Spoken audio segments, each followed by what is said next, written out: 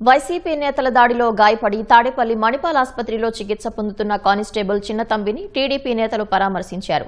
ఆసుపత్రి ఖర్చులను తామే భరిస్తామని కానిస్టేబుల్కు తెలిపారు. రాళ్ల దాడిలో గాయపడిన కానిస్టేబుల్ అన్ని విధాలా ఆదుకుంటామని టీడీపీ నేతలు భరోసా ఇచ్చారు.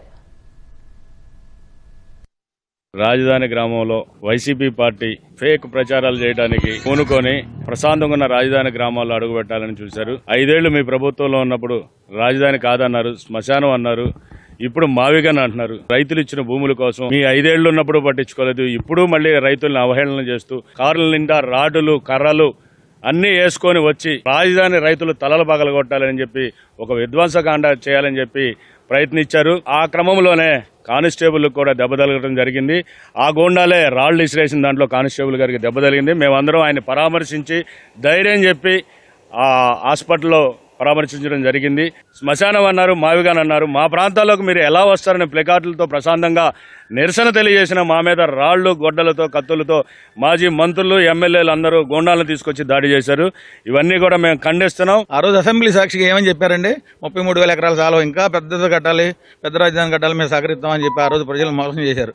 రాజధాని రైతులను విధ్వంసం చేశారు, కొట్టారు, బూట్లతో తన్నారు. ఏమన్నారు? 3 రాజధానులు అన్నారు, అది అయిపోయింది. తర్వాత ఏమన్నారండి? మావిగన్ అన్నారు, అది అయిపోయింది. ఇప్పుడు ఏ ఉద్దేశంతో రాజధానిలోకి మీరు అడుగు పెడుతున్నారు? అంటే రాజధానిలో రైతుల్ని సుభిక్షంగా ఉండటం మీకు ఇష్టం లేదు.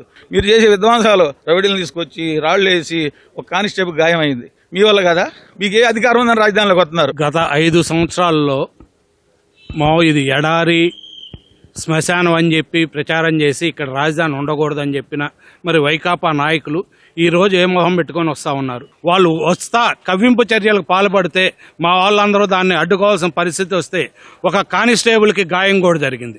ఆ కానిస్టేబుల్ ఇప్పుడు మణిపాల్ ఆసుపత్రిలో చికిత్స పొందుతా ఉన్నాం.